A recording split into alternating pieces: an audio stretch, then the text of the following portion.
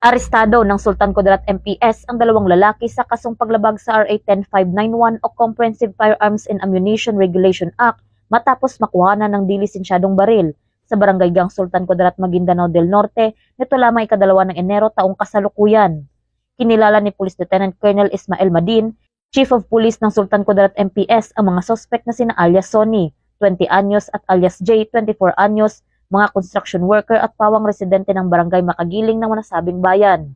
Bandang 1:00 ng madaling araw habang nagpapatrolya ang mga tauhan ng Sultan Kudarat MPS nang mapansin ang dalawang kahina-hinalang lalaki na nakaantabay sa isang gasoline station. Nang lapitan ng mga otoridad at suriin, nakitaan ang mga ito ng dalawang dilisensyadong caliber 45 pistol at dalawang magasin na may mga bala.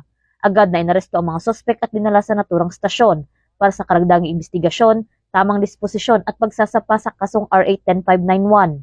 Ang matagumpay na operasyon na ito ay patunay ng masigasig na pagtutulungan ng PNP at iba pang ahensya ng gobyerno sa pagpapatupad ng batas at pagsugpo sa mga iligal na gawain, partikular ang mga iligal na baril sa kanilang nasasakupan. Mula rito sa reyon ng Bangsamoro, ako ang inyong PNN correspondent, Patrolwoman Julian Alibo, alagad ng batas, taga-taguyod ng Balitang Pulis.